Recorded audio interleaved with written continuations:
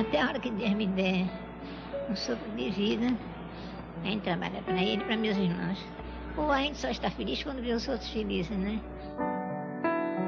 Pela ladeira da Conceição, pelas ruas do Pelourinho, pela Baixa do Sapateiro, pelas escadarias do Bonfim, incansável, ela andava por toda Salvador com seu corpo franzino e sua alma de santa. Em toda parte que ia, suas mãos eram beijadas e seu nome pronunciado com profundo carinho.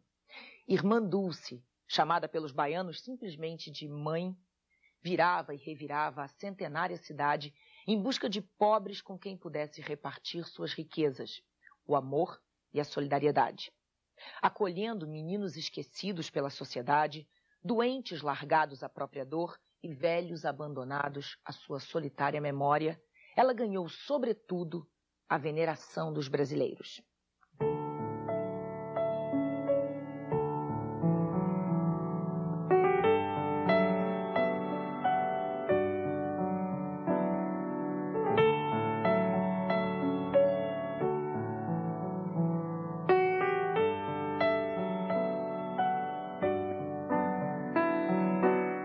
Mas quem foi essa freirinha humilde que batia de porta em porta pedindo ajuda para seus filhos, que eram muitos? A saúde frágil não a impediu de criar um orfanato, um asilo e um hospital que dependiam dela enquanto viva e continuam dependendo dela depois de morta. Ainda hoje, as instituições criadas por Irmã Dulce atendem a 4.000 pessoas por dia. O Arquivani não sabe se vai contar a história de um anjo, de uma fada ou apenas de um ser humano que por mais de meio século se disfarçou num hábito de freira para operar diariamente o milagre de salvar pessoas da miséria. Irmã Dulce nasceu no dia 26 de maio e este mês completaria 90 anos.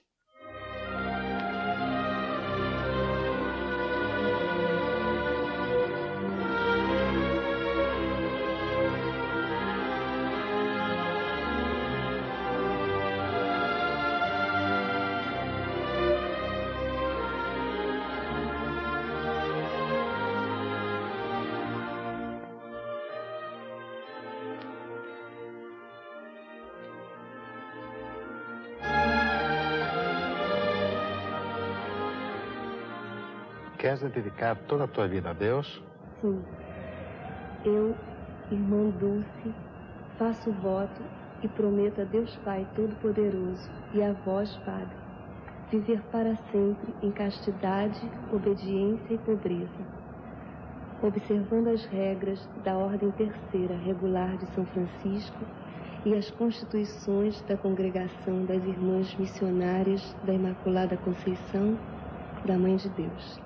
Ainda criança, ela já distribuía alimentos e roupas na casa dos pais, pedia à vizinhança que ajudasse doando alimentos, roupas.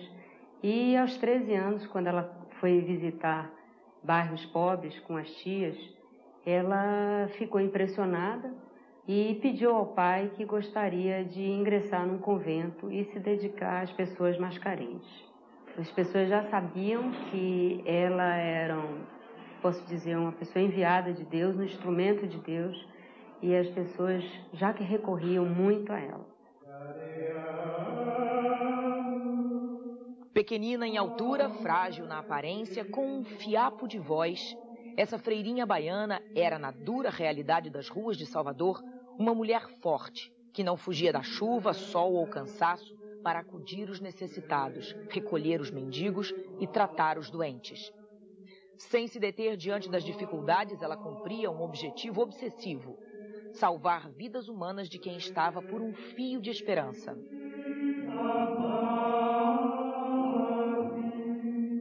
Ela era um gigante, né? Uma pessoa de 1,5 metro que parecia ter 3 metros de altura. Sempre doente, por conta de problemas pulmonares, a medicina não explicava como é que ela conseguia se levantar do leito e ainda mais levar a vida, né, o dia inteiro trabalhando.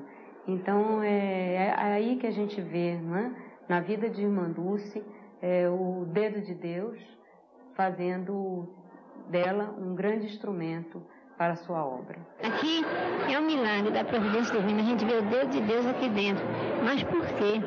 que a gente recebe Deus na pessoa do pobre.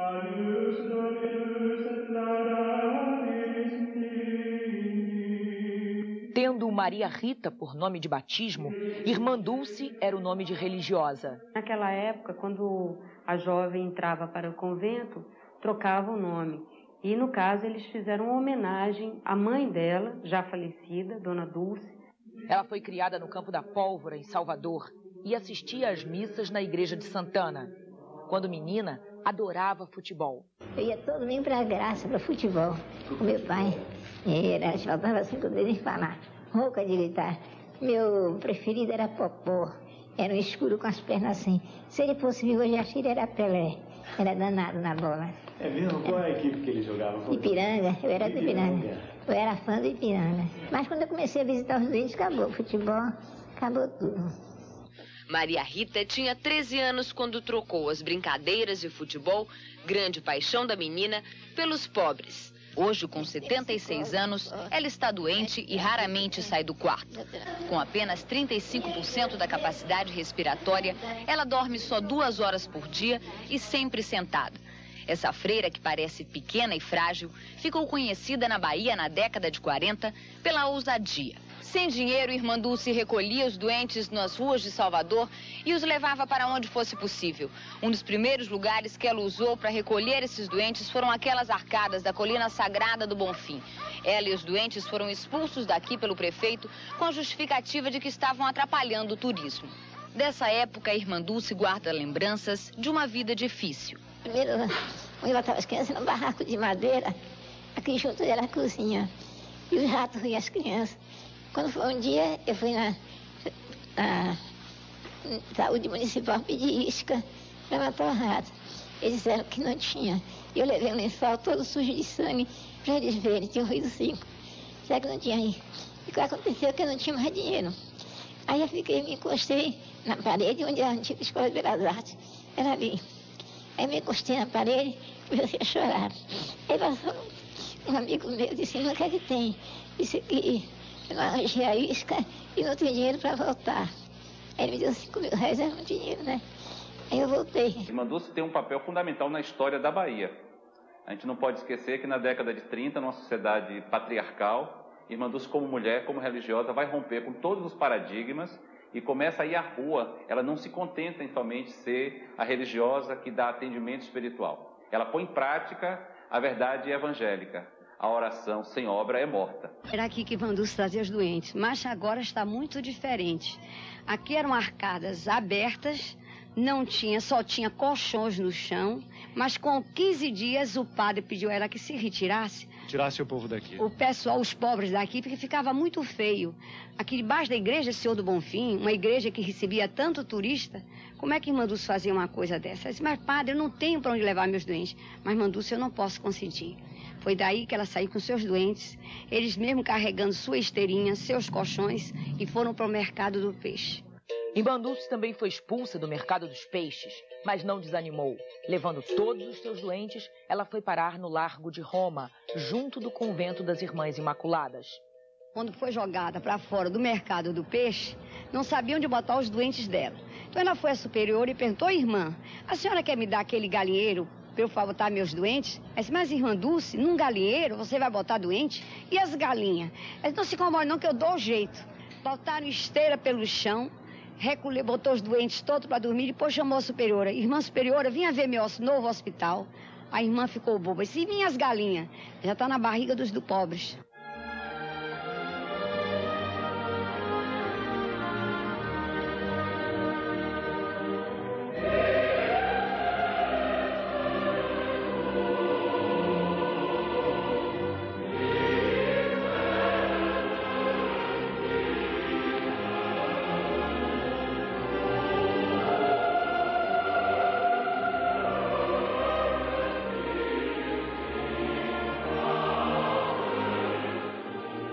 Ela foi sempre uma pessoa revolucionária, que estava sempre à frente do seu tempo, né? Então, nessa época não tinha movimentos operários, o operário não tinha nenhum tipo de assistência.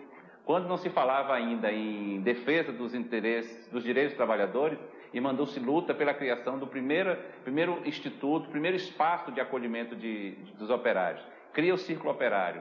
Na década de 50, Irmandulce começa a desenvolver uma série de ações. Por exemplo, Irmandulce cria, no dia 16 de abril de 1950, o SAC, Serviço de Alimentação do Comerciário. Hoje se fala em bandejão, se fala em restaurante popular, mas ela já fazia isso. Então, a história de Irmandulce se confunde com a história da Bahia. Eu diria até com o Brasil, porque o exemplo dela já transcende desde essa época. O trabalho de Irmandulce começou a crescer quando ela descobriu a miserável região de Alagados. Ali vivia a população mais pobre de Salvador. Naquela época, a religiosa estava com apenas 18 anos e por 2 vezes quase morreu. Caiu na água e foi socorrida por moradores. Era horrível. Urubus por toda parte. Não sei como aquele povo vivia. Era horrível, horrível. Ainda tem lugares ruins, como na Sul-Humana, quando chove, eu fico pensando, meu Deus, essa ventania, aquelas casas devem sacudir, né? Aquilo horrível ali. As crianças às vezes caem. Nessas casas que mal se sustentam, ela distribuiu solidariedade, comida, alguns remédios. Alagados parece não ter cura, mas toda essa gente que vive suspensa tem esperança de que a mensagem de Irmandulce continue viva por aqui e traga com ela saúde para Alagados, para que essas palafitas deixem um dia de ser assim, quase uma dor na paisagem. Tum, tum, tum, quem é pode entrar. Tum, tum, tum, quem é pode entrar. O seu pintor, a sua casa eu vou pintar. Seu pintor, por favor, pode entrar. Foi por causa dos meninos que ela andou nesse caminho. Foi recolhendo os pequenos, os curiosos, os mais tristes, os serenos, os mais atrevidos, os mal comportados. As obras sociais de Irmandulce atendem a toda a população carente, população de rua, idosos, portadores de deficiência, pacientes sociais, pessoas que nasceram com deformações crâniofaciais, meninos, crianças em risco social, enfim, toda a camada da sociedade excluída que precisa de assistência médico-social e de educação de qualidade. Eles são 220. Não têm aonde ir, a não ser para o passado. São solitários, carregados de memória. Moram todos juntos numa ala do hospital de Irmandulce. É a mãe que eu encontrei, que não tem mãe, não tem ninguém no mundo. Marcelo também não tem ninguém. Tem 6 anos e mora no hospital desde que nasceu. O destino de todas essas crianças excepcionais é viver aqui, entregues à repetição incansável dos seus gestos. Mécio tem 17 anos. Foi abandonado na rua quando era pequeno e recolhido por Irmandulce. Ele não anda, praticamente não fala, mas aprendeu a pronunciar algumas palavras fundamentais. O que a Irmandulce é sua? Filho querida. Então, eu digo a eles sempre que a mãe deles quer muito bem a eles, mas eu não quero menos do que ela. Acho que queremos igual. E minha felicidade é vê-los bem na vida. Mesmo que eles dissessem um dia mais tarde, eu não conheço Irmandulce, não me incomodaria, sabendo que eles estão felizes, que eles estão independentes, que eles estão bem estabelecidos na vida, têm um futuro bom, certo. Mesmo com a saúde precária, ela desafiava o impossível para cumprir sua missão de fé. Vivia com um mínimo de ar. Um efizema pulmonar tirou sua capacidade de respiração, mas nada disso a impedia de lutar. Esperava passar as crises mais agudas para continuar o trabalho como se nada tivesse acontecido. Irmandulce tinha 1,50 m de altura, chegou a pesar 38 quilos, 39 quilos, só tinha 30% da capacidade pulmonar, ou seja, 70% era comprometida, e assim era uma mulher de uma força, de um vigor que impressionava a todos. Do ponto de vista físico, não há explicação, só há explicação do ponto de vista metafísico. Eu, sinceramente, acredito que Irmandulce seja um ser superior. Ela tem alguma energia superior que mantém ela viva, que dá toda essa vitalidade a ela, toda essa desenvoltura, todo esse amor, toda essa compreensão. Apesar de todos esses problemas de saúde, Irmandulce, onde é que a senhora encontra tanta força para dar continuidade a essa luta? Em Deus, na oração. A gente tendo fé, é uma questão de fé. Se a gente tem fé, a gente consegue tudo. Irmã Dulce, no meu entender, constitui um duplo milagre. O milagre da vida dela, do trabalho dela. Agora mesmo acabo de telefonar para ela, ela me confessou que passou a noite inteirinha em claro, mas já estava trabalhando com colaboradores, com papéis, com contas, etc. Então a pessoa dela, a vida dela mesmo já é um milagre que uma mulher doente, frágil, como ela é, consiga fazer esse grande trabalho. Olha, vem cá, o amor de Deus nos mandou amar o próximo assim mesmo. Mas como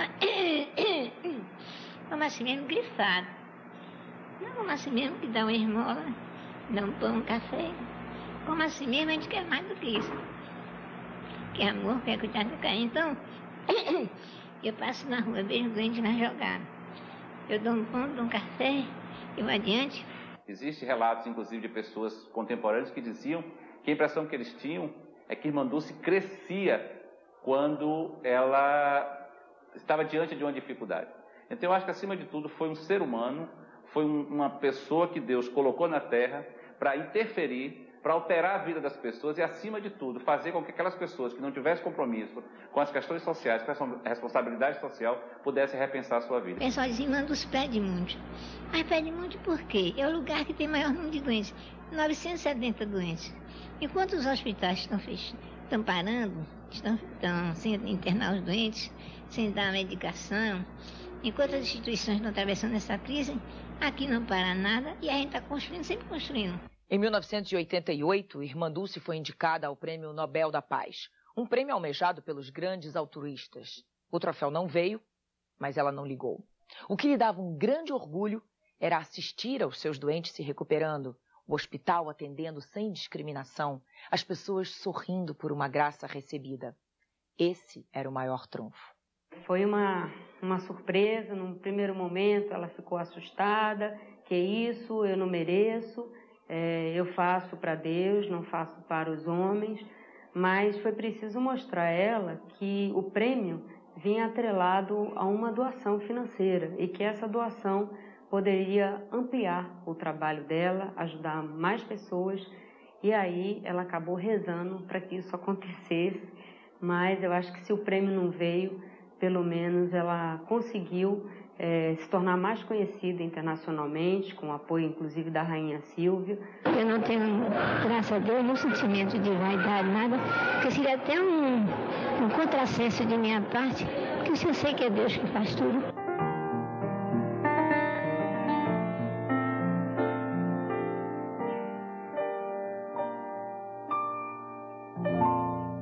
Irmã Dulce ainda não é santa oficial da Igreja, mas está santificada pela crença popular. Os papéis que deram início ao processo de beatificação já estão no Vaticano, e lá estão os registros dos milagres comprovados. E são muitos. O maior deles, provado pela história, é sua própria obra, construída sem dinheiro público, apenas com doações de quem acreditava e acredita no poder desta freirinha em resgatar o ser humano de sua condição miserável. Uma obra que continua de pé, apesar de todas as incertezas e dificuldades, ajudando os pobres de todas as idades a readquirirem o patrimônio que ninguém pode lhes tirar: a dignidade de filhos de Deus e, por que não, de Irmã Dulce.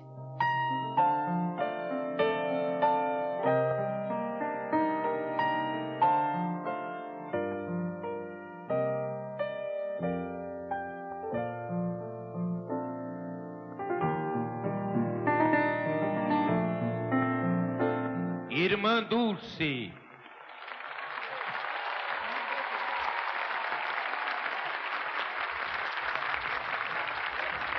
A mulher franzina de corpo e forte de espírito, Irmã Dulce, mãe incomparável dos mais desvalidos e dos mais abandonados da Bahia.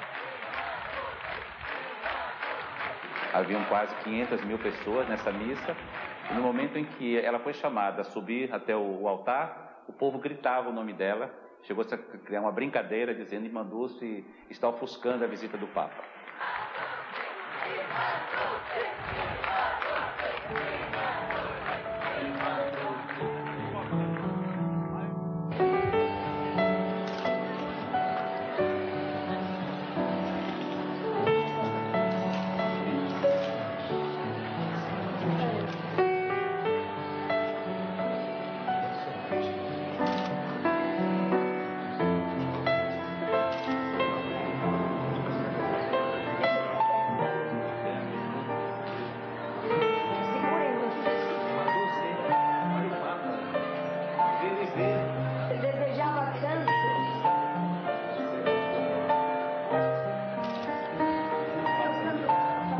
91, já muito debilitada.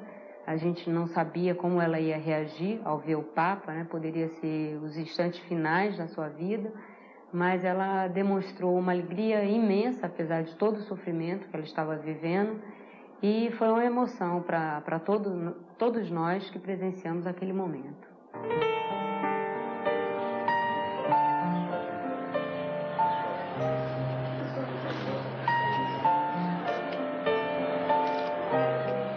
Eu acho que ela é um exemplo. É um exemplo para a Igreja Católica e para todos nós.